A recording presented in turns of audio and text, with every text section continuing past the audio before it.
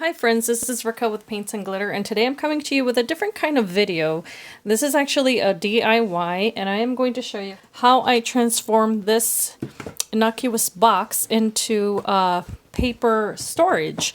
I found this box at a local store, and they sometimes get rid of these, and I actually brought them home, and I'm going to cover it up with pretty designer paper and washi tape and trims and whatever else to make it look as a box that I would want to display in my room. I've already made a couple others, and at the end of this video I'll show you what they look like, but I'm going to go ahead and do this step by step so you can watch me work on it. First thing, of course, that you want to make sure that you do is that you pick up a box that will fit your paper. In my case, I really needed something for my 12 by 12 papers, as they were taking up more room than I thought. So in any case, the front here is not something that I want to be looking at, so I'm going to measure this out, and I'm simply going to mark it with a pencil. I'm not going to be very technical about this at all because they are not very complicated shapes. It's just a matter of making rectangles. So first thing that I'm going to do here is just cover the front. So I'm going to start here, and I'll let my paper cutter do the hard work. I have the benefit of also seeing the shadows here because of where it's placed. So I'm going to start there. For this, I'm also using, of course, a ruler, which I have with me, and my paper cutter. In this case is going to be my bigger one here. Kind of eyeball this, and if it's not perfect, I won't worry too much about it because I am going to cover that with designer paper also. I just wanted to get rid of the dark color in the front because it does have a black line at the bottom. So now that I have that shape, adhere it to the front of my box here, and I think it's going to fit perfectly, if you see that, to make sure that no color shows through. And I'm just using my ATG gun here to apply double-sided adhesive to this strip of paper. That's going to be my beginning here. Make sure that lines up with the bottom. And you can find these boxes just about anywhere.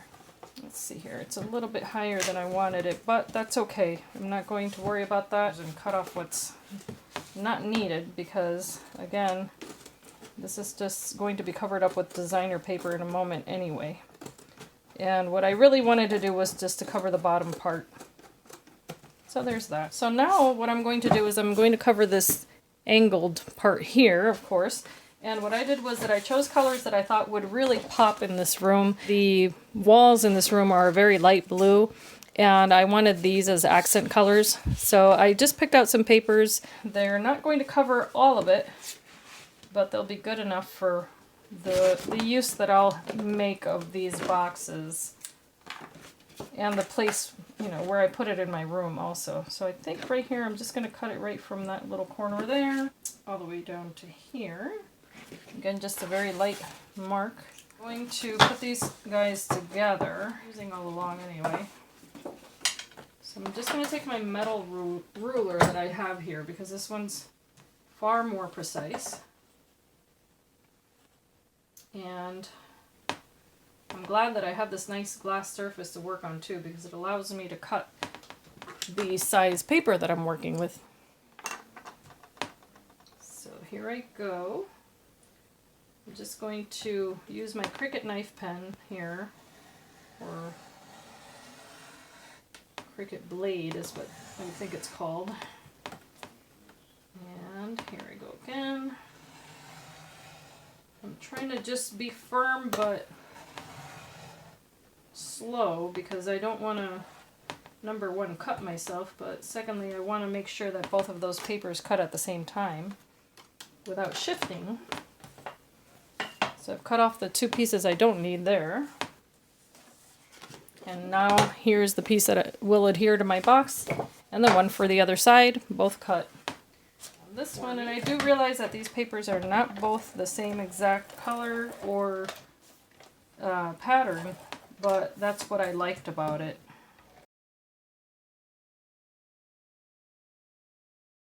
And I'm not going to be covering the back because the back is actually going to be toward the wall, so I'm not going to worry about that.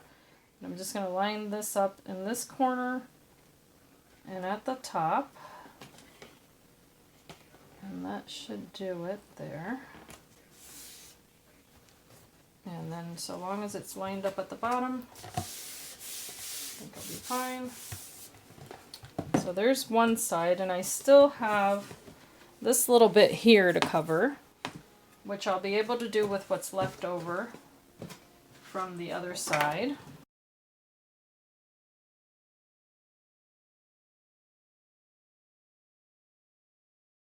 So there's that.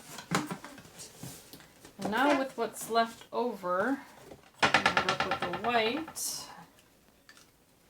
And I realize this is a very long ruler, but it makes me feel safe to use it because of that metal edge. Now I can measure this out.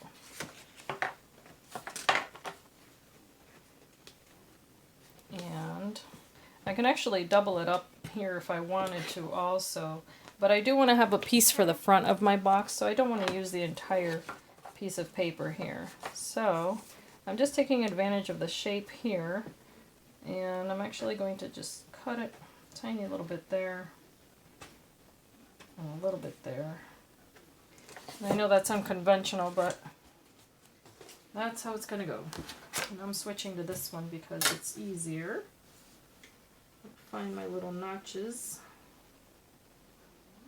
And this is upside down. Do the same thing here. Got my pieces that I need, and hopefully I can do the same with this side.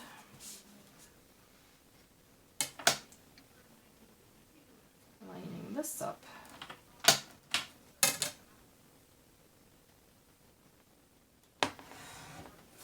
Should give me exactly the angle that I need for the other side. I hope. And hopefully this matches up where I need it.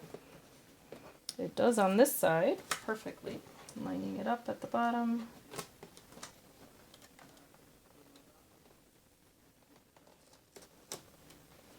And it overlaps a tiny bit, but that's okay.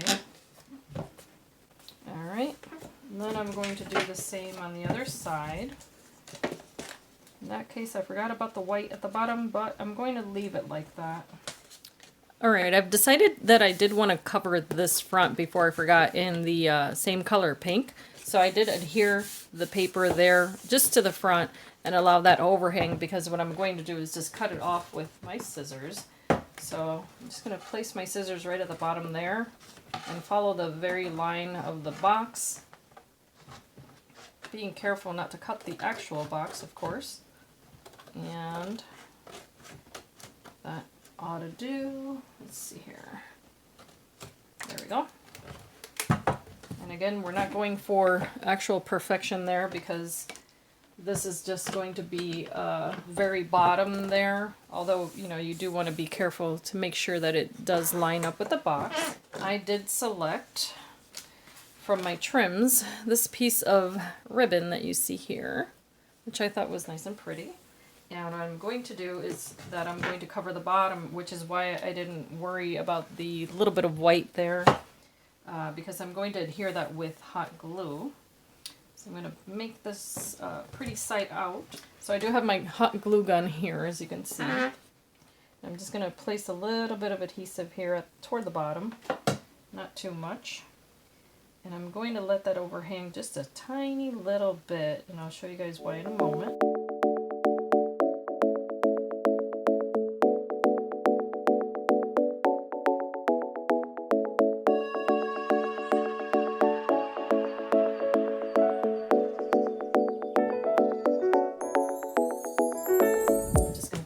The excess here.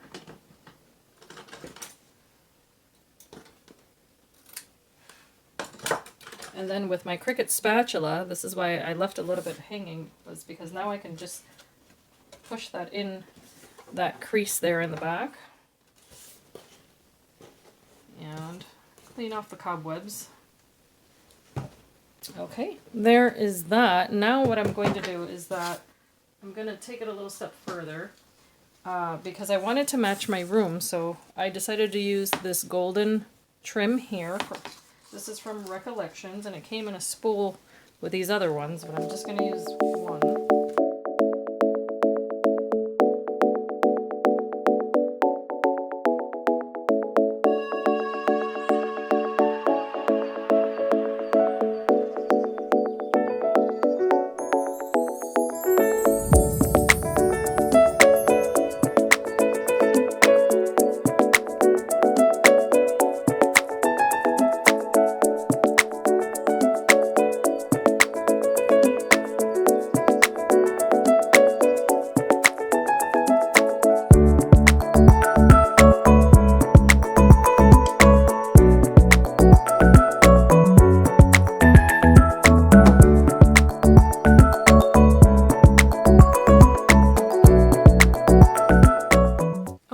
guys, so here you see, I just wanted to quickly show you the other one that I made, which I did use Anna Griffin washi tape with.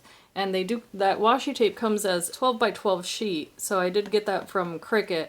And it was a sampler, so that's why otherwise I would have done them all in this pattern here. And I did look on Cricut.com to see if I could find that pattern in particular as single sheets, and sadly they didn't have any. And I had gotten that a while ago at Joann's, I believe. So I left it at that. I just covered the front and the side with that washi, and did the same thing again with the same trim and ribbon, and then just left these clear ones. And then here's my other one, which is going to be in the solid pink, and I think that looks really nice. Of course, if you get boxes like these smaller ones to fit 8.5 by 11 paper, you can do the same. I think I'm going to leave those white for now. If they start bothering me, then I'll change that also. But in the meantime, those are my boxes there for 12 by 12 paper. It's a quick result, and it's easy. It's not complicated in any way. It was easy to make, as you guys saw, so I hope that this is helpful to you if you're looking for ways to organize your papers. I hope that this has been helpful to you, and if, of course, you can reach out to me if you have any questions at paintsandglitter@gmail.com. I hope that you can be inspired and be blessed. Have a great day. Bye-bye.